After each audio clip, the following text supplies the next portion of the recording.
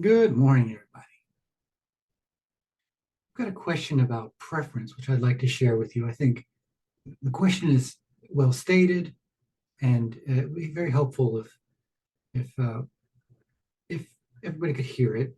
And I believe I can share a perspective that uh, you might find helpful and also unusual on perspective. And so there's an email that I received, and it goes like this. I have a question about preference, a word I've heard you use in several recent TEM meditations when exploring different emotions. That has left me feeling a little confused. Perhaps you can offer some clarity. From my perspective, I feel that perhaps preference is a motivation of resistance against certain emotions and experiences. I can see that one way of living one's life is more functional than another, similar to how putting petrol in a diesel engine car and ruining the engine would be a dysfunctional action. I suppose one could say that the car prefers to receive the correct fuel. But then again, I'd imagine that a child or a pet would prefer to be loved and nurtured than abused. Although, on the other hand, things we prefer may not actually be functional and beneficial to our future selves. I'd imagine the majority of children would prefer to gorge on ice cream and fast food to eating their green vegetables. So I'm not sure. I look forward to hearing your response if you are drawn to respond. All right.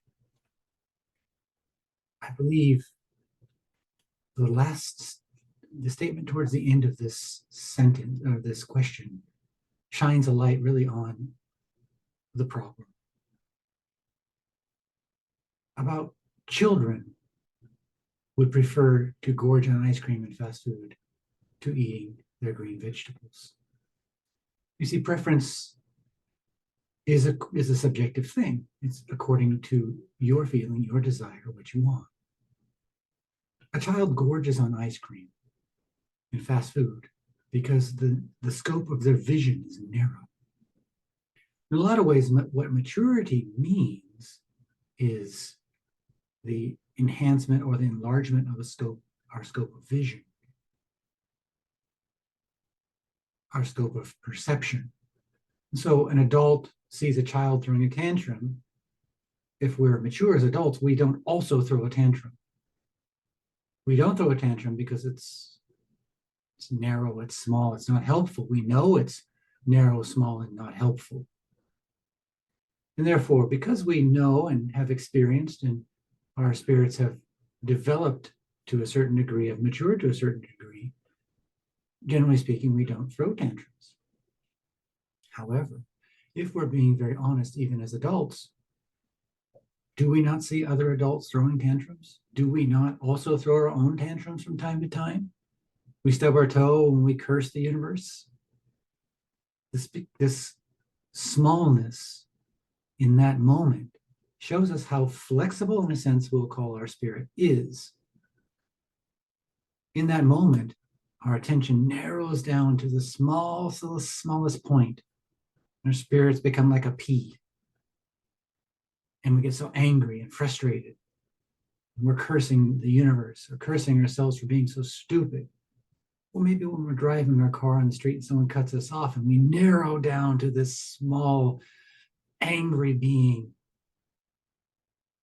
and we throw a tantrum. It's not different than crying over spilled milk. Maybe the words we use, sound justified, but what really is happening, that idiot, have you not accidentally cut somebody off in your life? Have you not rushed somewhere? I know I have. And so in such moments, instead of feeling morally superior to the idiot that cut us off, we can expand our vision to notice the feeling of moral superiority and the ickiness that it really is. I mean, it's a kind of bullying. And that comes from insecurity.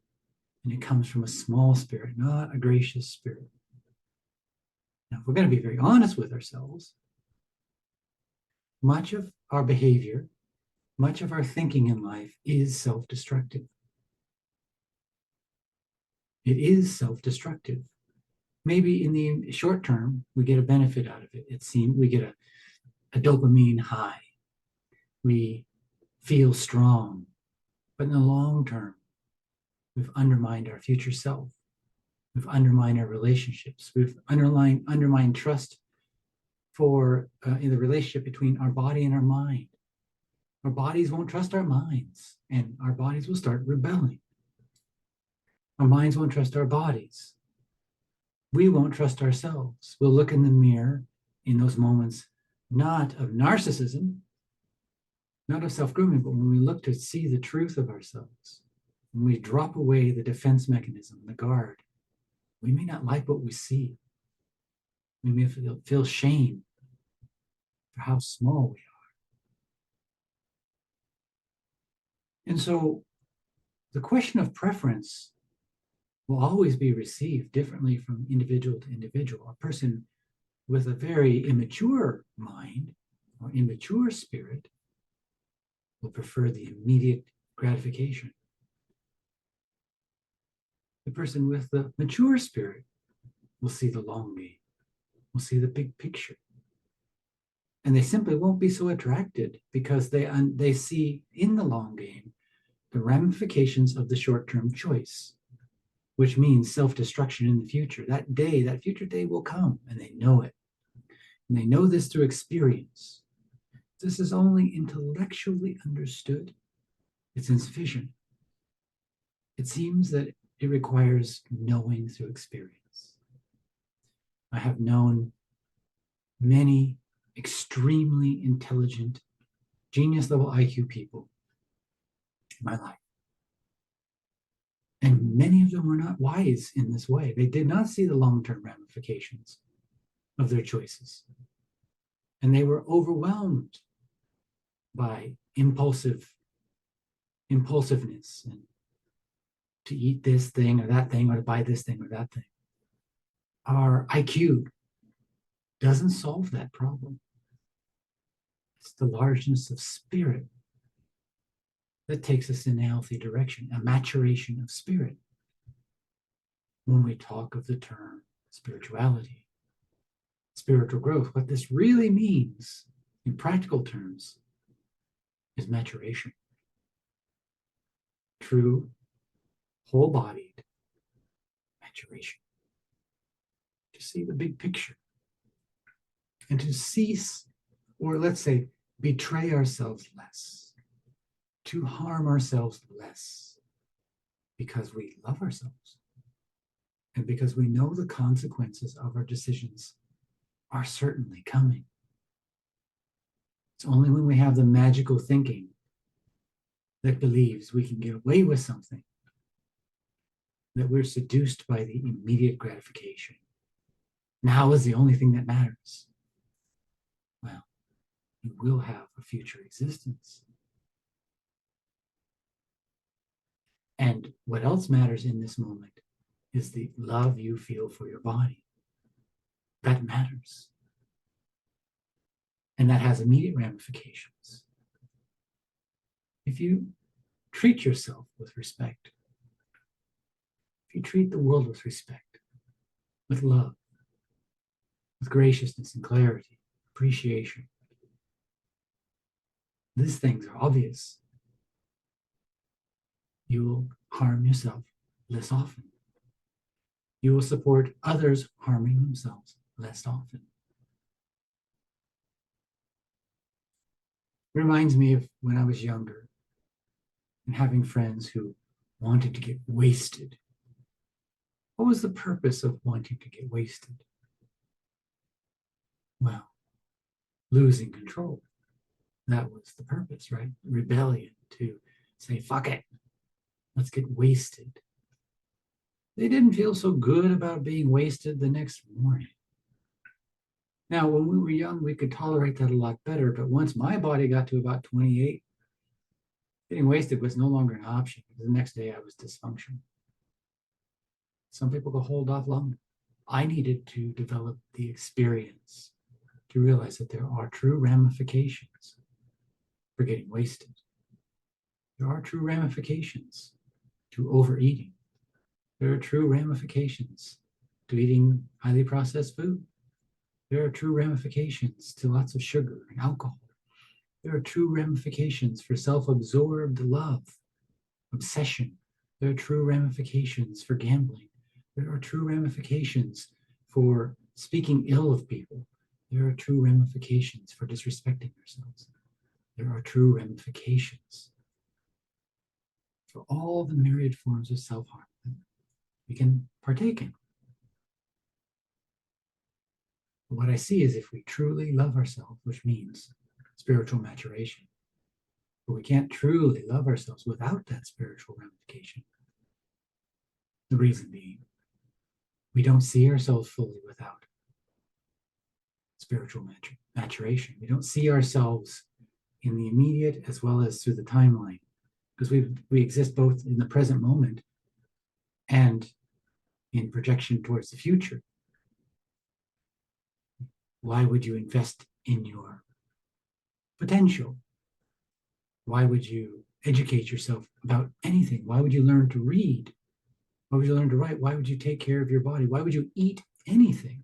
Why would you drink anything if there were no future iteration of you possible? The fact that if you're watching this video indicates you recognize there is a future iteration of you that you are moving toward. And hopefully this video will prove helpful to that future iteration of you. The question isn't about good and evil. I'm a good person if I eat healthy food, and I'm a bad person if I eat unhealthy food. We don't actually live in a Star Wars universe. Instead, the question is one of love, of respect, of acceptance, of appreciation. Ultimately, trust, true trust between the mind, the daily window of perception, your egoic sense of self, and the body, and the totality of reality. It's about relationship. As all of these things play out in the moment and into the future, are we living in such a way that we will respect ourselves more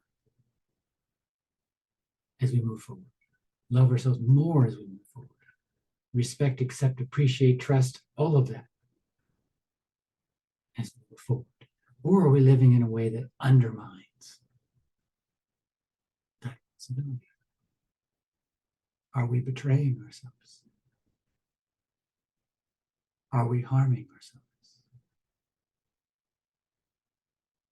You might ask that question more often during your day. And with that, I'd like to introduce you to my website, richardlhaight.com. There are 30 days of free TEM meditation available there, and there are many more advanced courses if you want to learn about love, respect, acceptance, appreciation, and trust.